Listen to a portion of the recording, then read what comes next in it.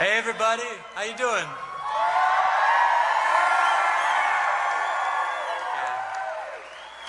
My name is Ben. Today I run the Bernie office here in the great town of Laramie, Wyoming.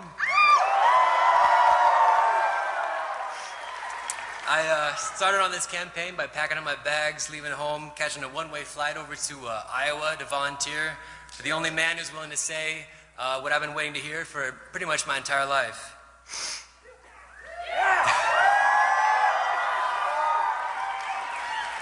That being said, the revolution is not about the individual, it's about the movement. So we're going to take a step back. I'm not going to be talking about my childhood or what brought me to the stage today.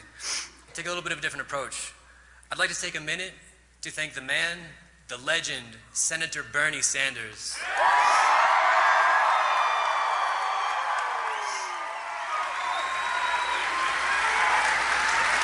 Not for working on my behalf since before I was even born. Not for being a constant progressive rock in Congress, a rock that has done so much for the American people. Not for being the single voice of authenticity, reason, and love for our fellow human beings. No, I'd like to thank Bernie for running for the President of the United States of America.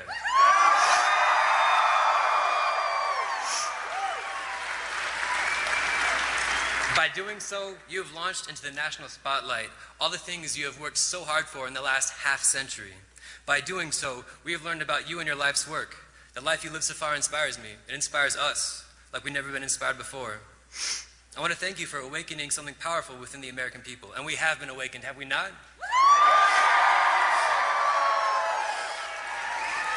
Our eyes finally open. We the people understand that we can fight back against the billionaire class that has worked so hard to keep us down. We the people,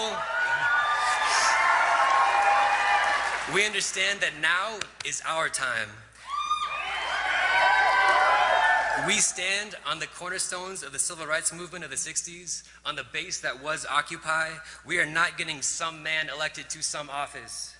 We are building a movement.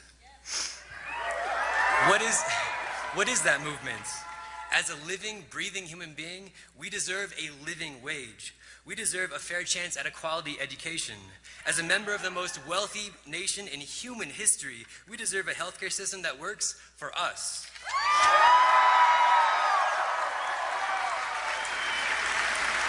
The truth is, for over 50 years, Bernie has been showing up for us every single day. He has worked hard for us. He's had our back since before we even knew who he was. Now, it's time for us to have Bernie's back. Bernie showed up for us, now we show up for Bernie. So who's coming out and knocking doors with me tomorrow? Yeah, that's what I want to hear. That's right. So we got Wednesday, Thursday, Friday. I want to see all of you beautiful people at our office downtown next to Cold Creek Coffee Company, knocking doors, busting out the phones, getting everyone in this town to the ICE and Event Center on April 9th, this Saturday. From 9 to 11 is check-in. We get everyone there. We're going to flood that place out. And know what we're going to do? We're going to make Hillary unviable. We're going to take every single delegate. All right. Thank you for being here.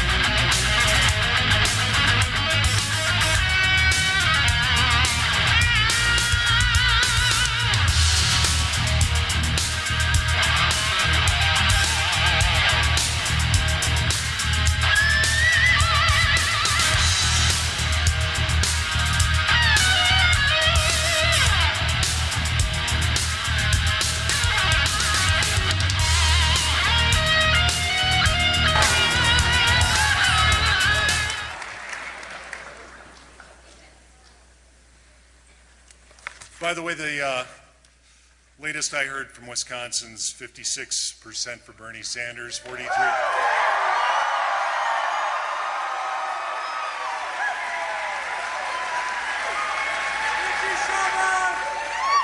Gee, here I thought you weren't going to be interested.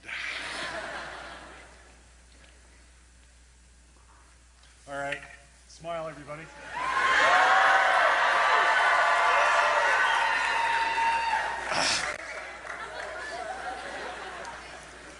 I had to do that. All right, for those of you who don't know me, my name is Charles Pelkey.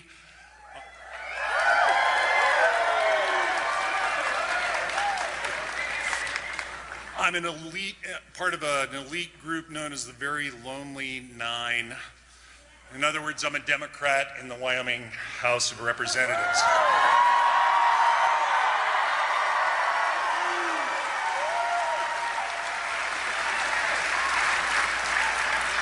For those of you who do know me, it probably shouldn't come as much of a surprise that I support Bernie Sanders for President of the United States.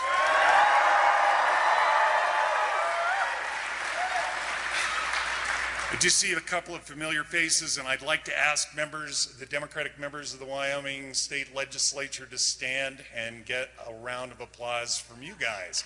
Get up there.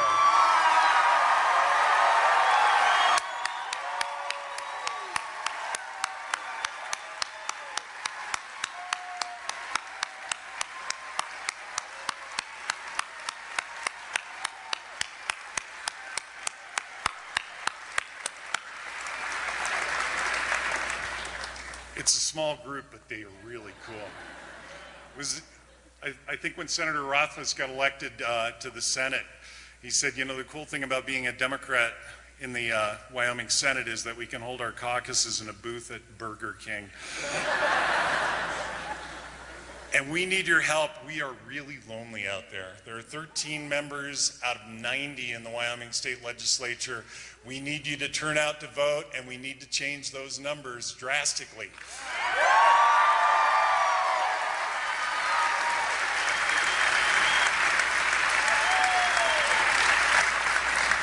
One of the sad results of the 2014 election was that my friend Mike Selmer did not get elected, and we would have made us 10 in the House at least. Mike is here, and I'd like Mike to stand. Mike is a good friend, and he's going through some tough times right now, but we're here, and we want to support.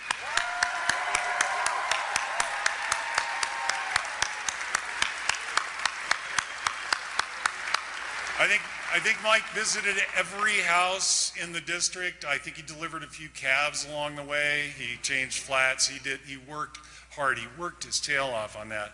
And it was unfortunate that he didn't win. He deserved it. Anyway, look around you. This is quite a turnout, isn't it?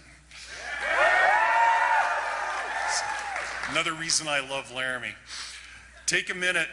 Here we are sitting in the reddest of red states, and we get this kind of turnout for the most progressive candidate to seek the office of the presidency in decades. Soak it in.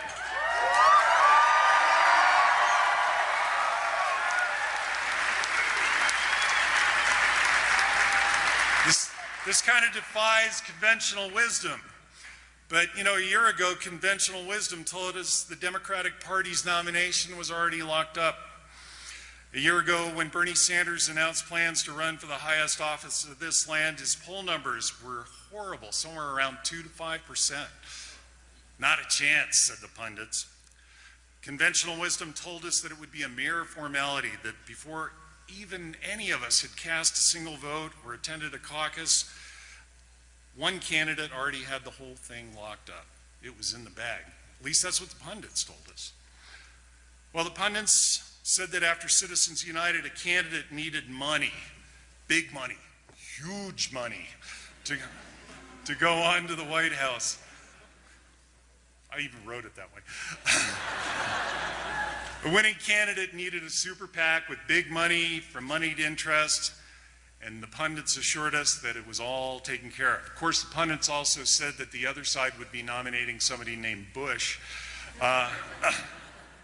And his $167 million in super PAC money didn't do him all that much good.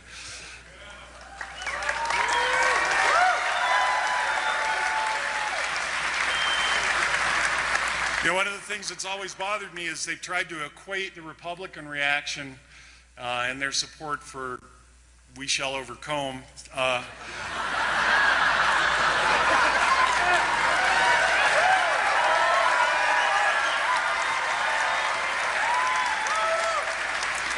They've tried to equate that with the support we have for Bernie Sanders, but we're the exact opposite reaction of that. While people try to demonize and isolate and ban and block people and isolate them, this is an inclusive campaign, and I think we're the exact opposite and the better response to the problems that this country is facing.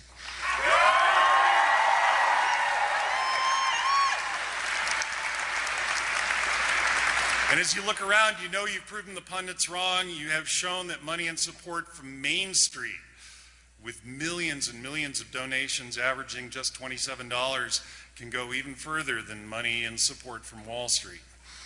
It's people like you. It's people like you all over the country who have ignored the pundits. You've defied conventional wisdom and turned what was supposed to be a coronation into something of a real contest. And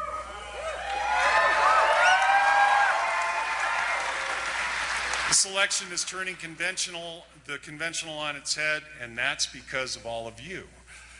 This election is more than about money. It's more than about the crap the pundits spout on television. It's more than even an individual candidate. It's about more than even Bernie Sanders. This election is about people. People like you standing up for what's right and standing against those who presume that they have the power without our consent to determine the future direction of this country. Well, thank you. Thank all of you. And I appreciate you turning out, and I appreciate you showing them that they're wrong.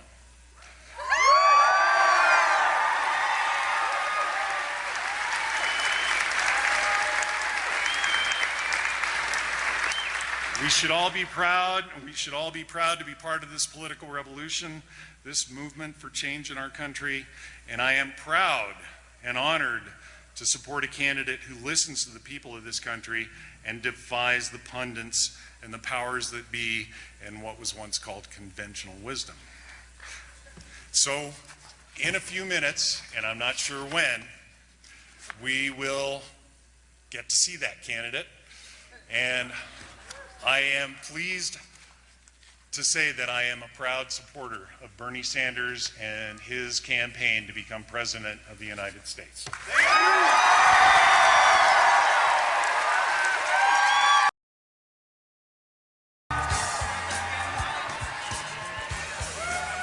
Good evening, Wyoming. It is my pleasure to introduce former Agricultural Commissioner of the state of Texas, Jim Hightower.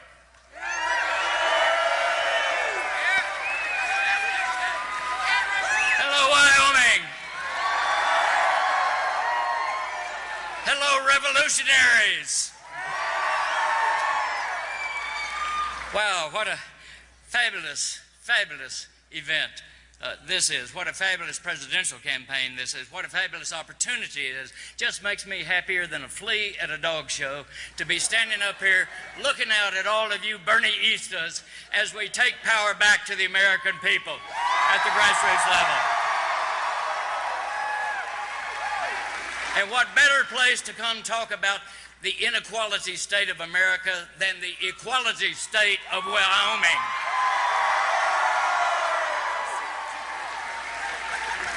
The problem in this country is the powers that be. Too few people. And I'm talking about a handful of billionaires and corporate executives. They control too much of the money and power in our country. And they're using that control to take more from you and me for them. Now, you know, economists have a technical term for this: stealing.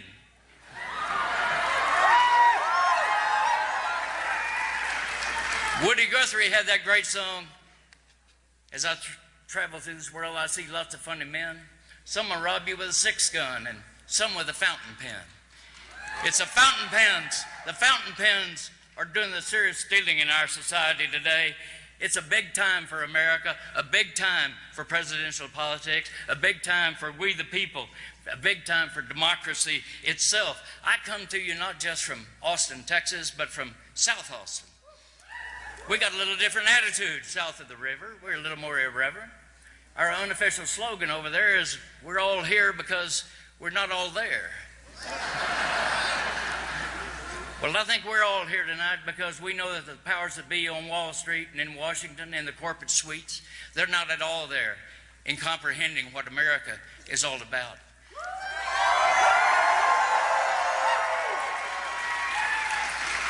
Those powers that be, they're as confused as goats on AstroTurf when it comes to understanding that in America, we're supposed to be all in this together.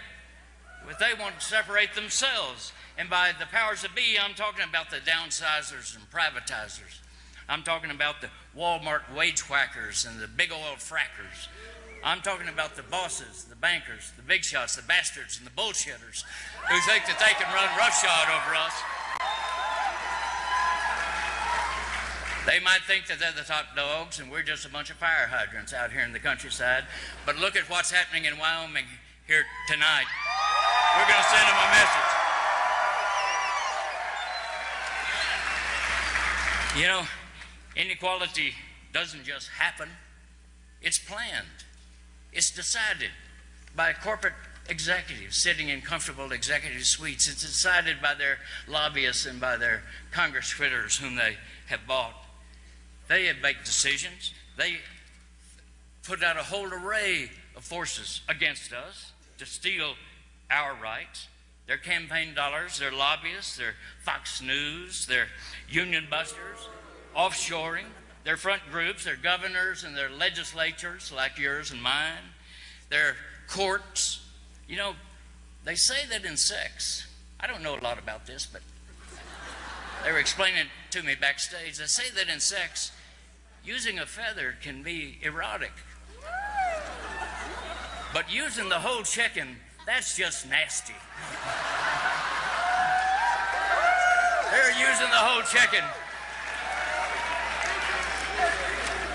That's why we have to have a big politics to create big change in this country for the people. And we're not going to get that from the Republican freak show that they're running over there in their primaries.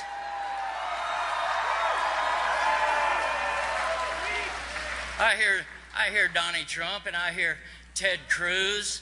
I hear this gaggle of Goofy and Daffy and Dopey and Grumpy that they've had. And I think 100,000 sperm and you were the fastest?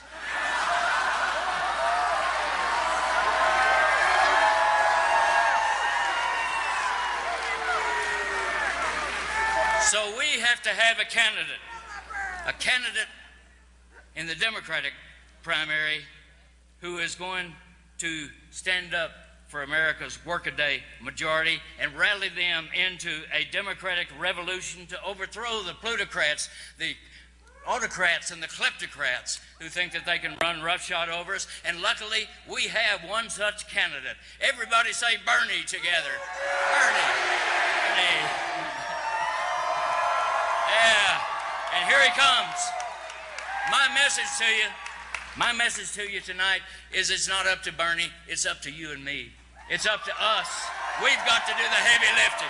Let's get together, and we can do it. We can take power to the people and move America forward, not take America back. The Tea Party did that. We're back 100 years already. We need to go forward with all the people, and this man is going to get it done. Bernie Sanders, our candidate, the people's president of the United States.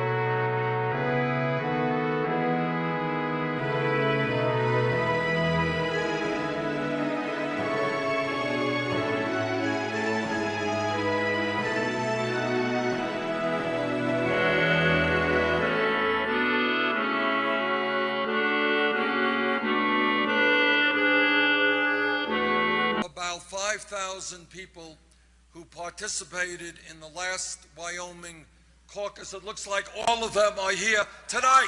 Thank you.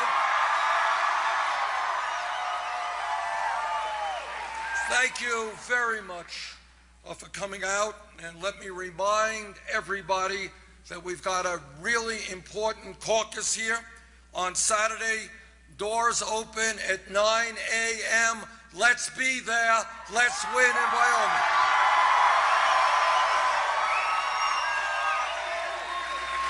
Now, I don't know if the audience here knows it. I don't see any TVs here, but it has been projected by, I think, all of the networks that we won in Wisconsin.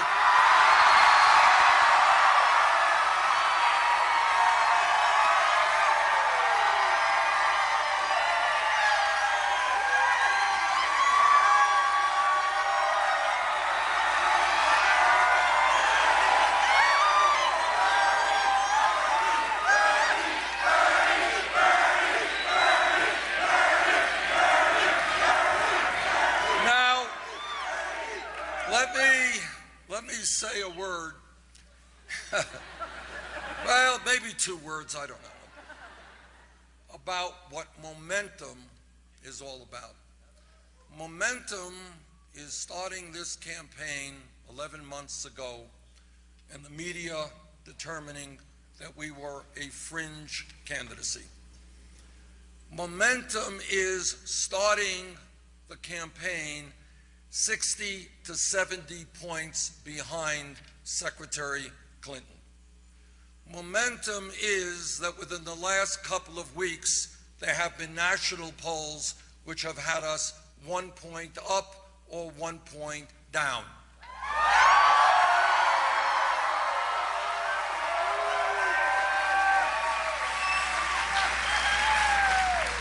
Momentum is that when you look at national polls or you look at statewide polls, we are defeating Donald Trump by very significant numbers.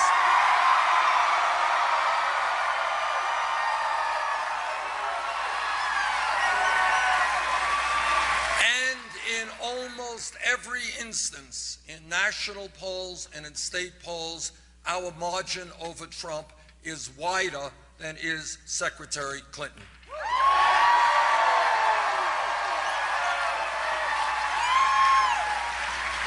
With the victory in Wisconsin tonight, and let me take this opportunity to thank the people of Wisconsin for their strong support.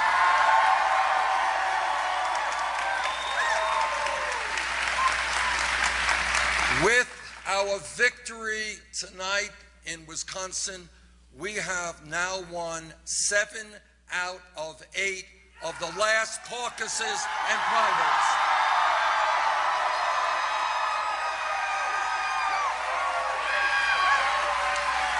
And we have won almost all of them with overwhelming landslide numbers.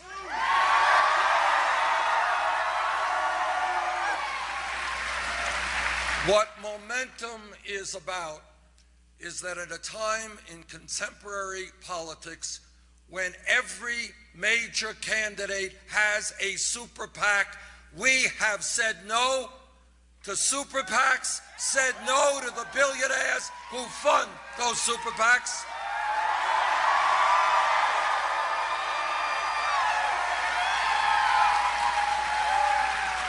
And what we have done is in an unprecedented manner in American history, we have up to this point in the campaign received over 6 million individual campaign contributions.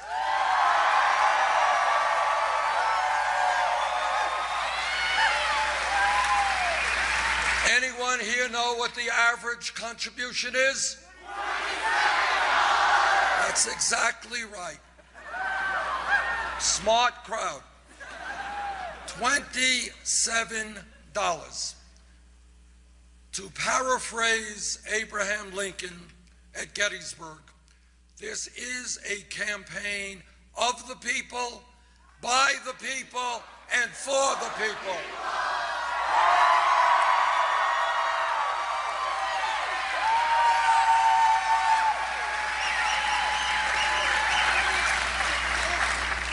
We have decided that we do not represent the billionaire class. We do not represent Wall Street or the drug companies or the fossil fuel industry.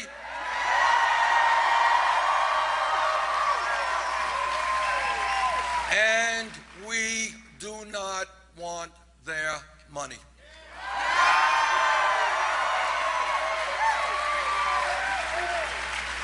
What Momentum is about is my belief that if we wake up the American people, and if working people and middle-class people and senior citizens and young people begin to stand up, fight back, and come out and vote in large numbers, there is nothing that we cannot accomplish.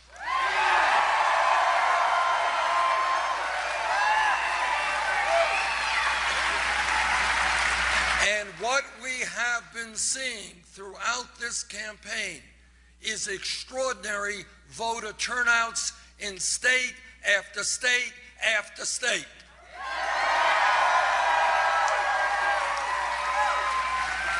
And I am particularly grateful and pleased that at a time when many of the pundits said, you know, those young people, they don't want to get involved in politics. They're not really concerned about the major issues facing our country. They're too busy with their video games or whatever. Well, you know what's happening? All over this country, young people are standing up and they're saying, you know what? We want to help determine the future of this country, which we are going to inherit.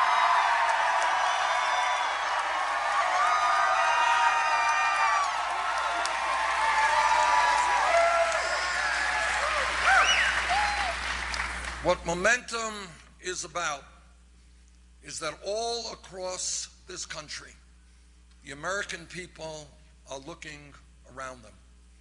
And they understand that real change in our country's history, whether it is the trade union movement, whether it is the civil rights movement, whether it is the women's movement, whether it is the gay rights movement, they understand that real change never, ever takes place from the top on down.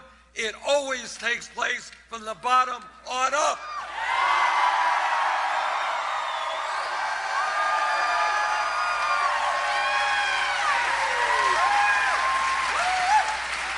And today, from coast to coast, and I have been from coast to coast, been in California, been in Maine, been in a whole lot of states in between.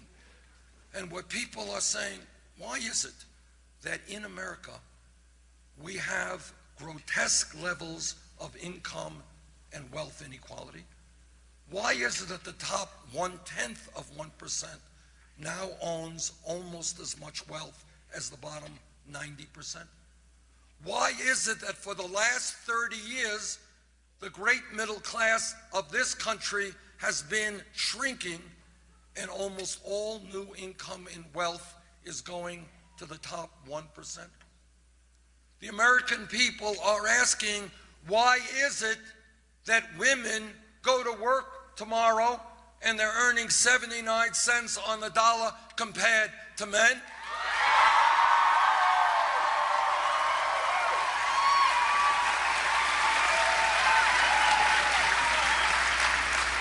People are asking, how does it happen that the United States of America, our great nation, is the only major country on earth not to guarantee paid family and medical leave?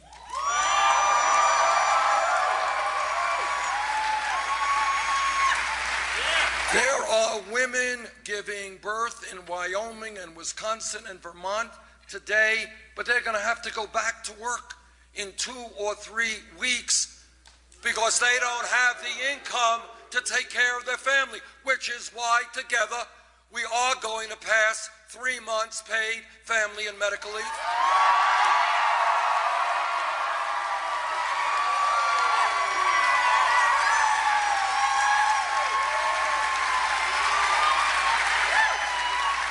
And the American people from coast to coast, they're asking, yes, the Affordable Care Act has done a lot of very good things. Thank you, President Obama, for your leadership.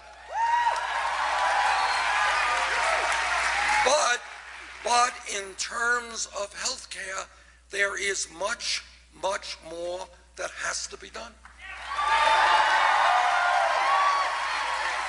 And the American people are asking, why does it happen that every other major country on earth, United Kingdom, France, Germany, Holland, Scandinavia, Canada, every major country on earth, guarantees health care to all of their people as a right except the United States, and together we're going to change that international embarrassment.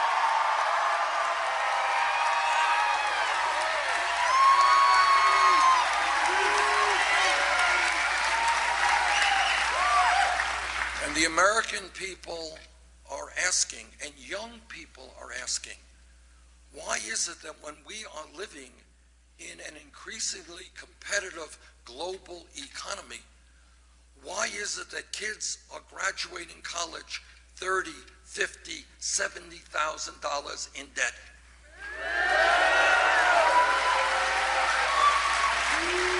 And in some cases spending decades having to pay off that debt. We should be rewarding people who get the education they need, not punishing them.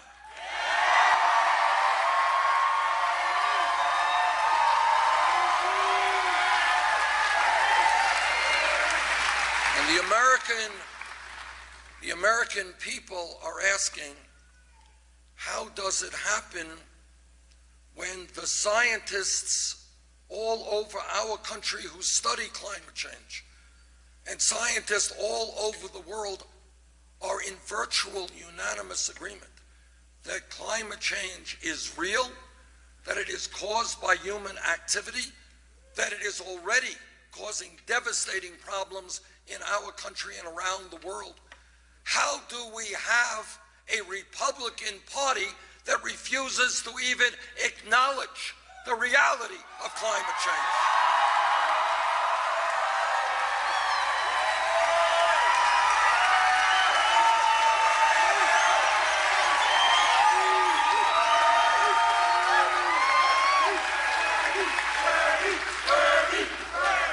And the American people are asking, how does it happen that we can spend trillions of dollars fighting a war in Iraq that we never should have gotten in the first place,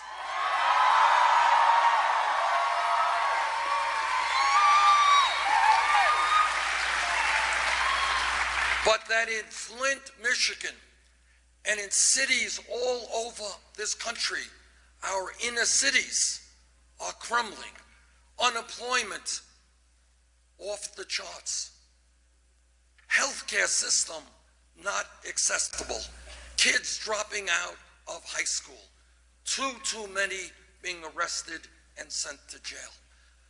How come we can rebuild the infrastructure of Iraq and Afghanistan, but we cannot rebuild our own crumbling infrastructure?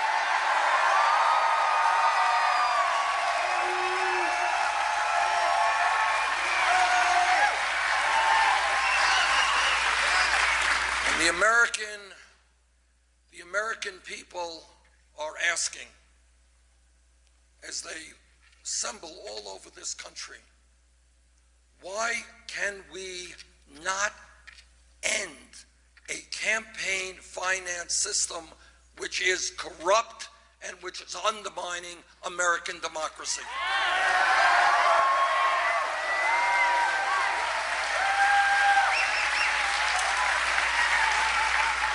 Democracy is not a complicated process. It means that you have a vote, and you have a vote, and you have a vote, and majority wins.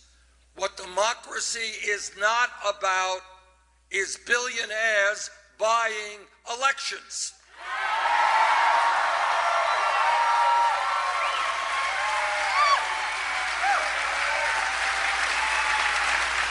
And the American people are asking another very important and profound question.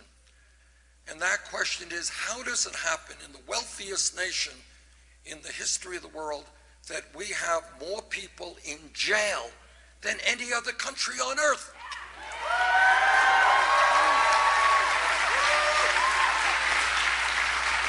And what the American people are saying is that now is the time to invest in our young people in terms of jobs and education, not jails and incarceration.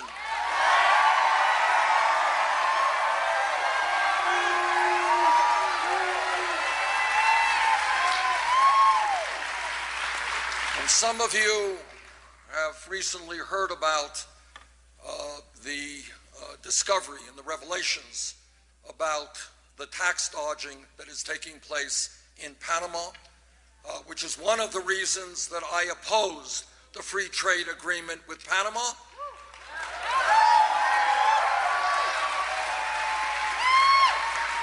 And one of the reasons I was on the floor of the Senate talking exactly about what I feared would happen, and that is wealthy people and large corporations figuring out ways to avoid paying their fair share of taxes.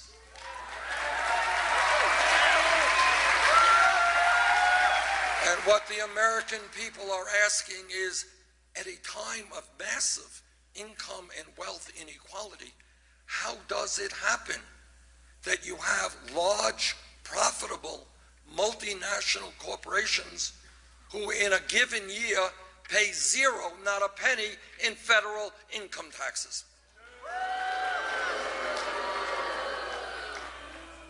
Now, change, real change, comes about, whether it is fighting racism, worker exploitation, sexism, homophobia. Real change comes about when people stand up and they look around them and they say, you know what? The status quo is not working. We can do better.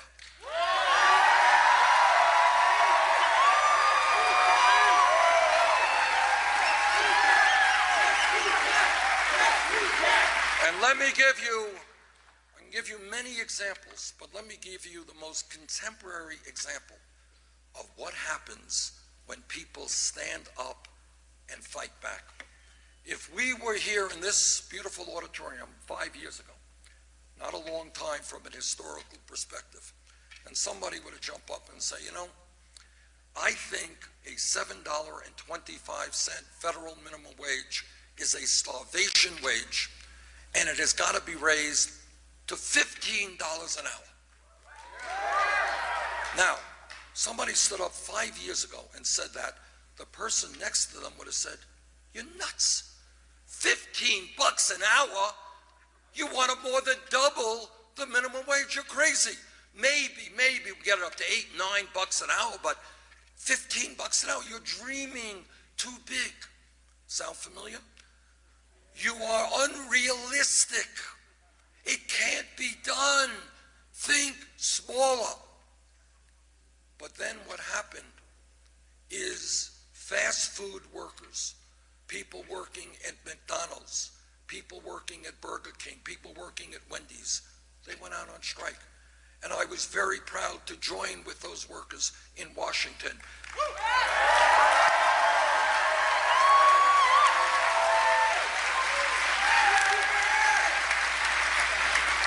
And they went out and they said, fellow Americans, we can't live on $7.25 an hour. We can't live on 8 bucks an hour. You got to raise the minimum wage to 15 bucks an hour. And they fought and they fought. And then suddenly a few years ago, Seattle, Washington, $15 an hour.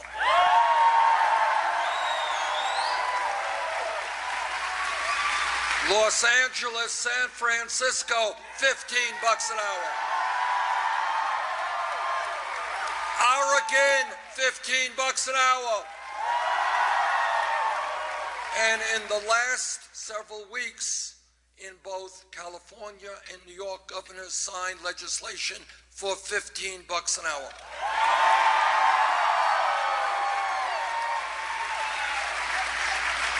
What is my point?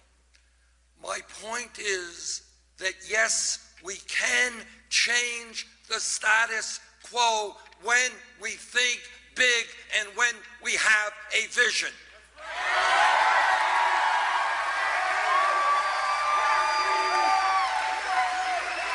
Now, I am not naive.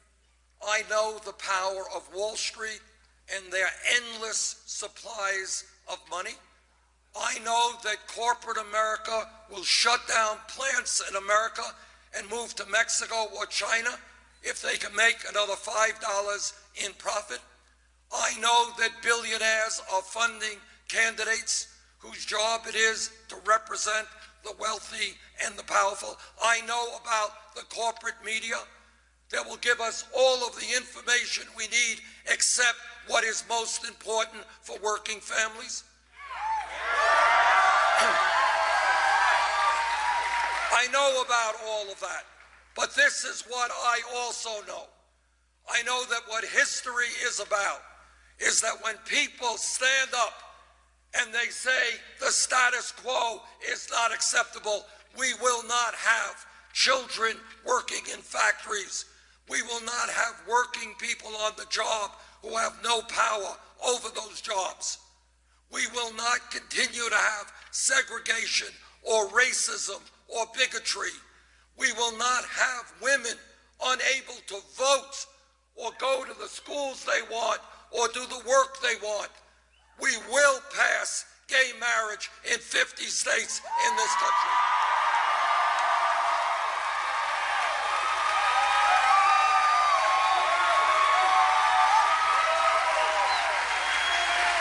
So that is what I have learned from history, is that when we are prepared to think big, when we are prepared to take on the greed and recklessness of Wall Street, when we stand together and we don't allow the Trumps of the world to divide us up by whether we were born in America or born abroad, whether we are Muslim or Jewish or Christian,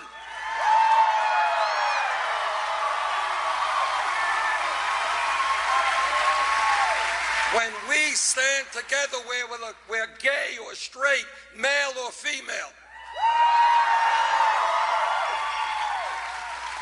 yes, we can create a government that represents all of us and not just a handful of wealthy campaign contributors.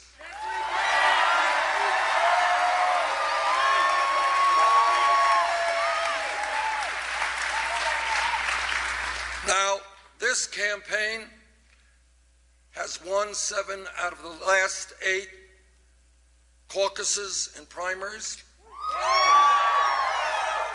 With your help on Saturday, we're going to win here in Wyoming.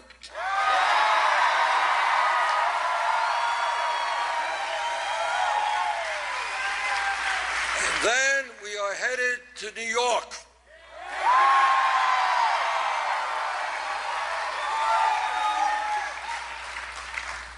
And I know a little bit about New York because I spent the first 18 years of my life in Brooklyn, New York. Now, please keep this a secret. Do not tell Secretary Clinton. She's getting a little nervous, and I don't want her to get more nervous. But I believe we've got an excellent chance to win New York and a lot of delegates in that state.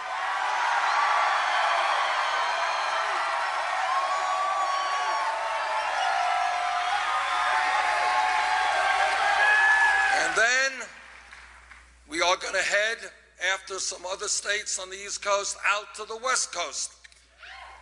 And we all have an excellent chance to win in Oregon and to win in California.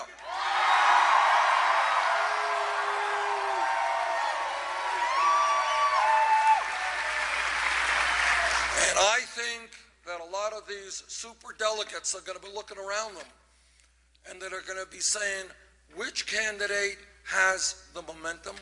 Which candidate is bringing out huge numbers of people and creating huge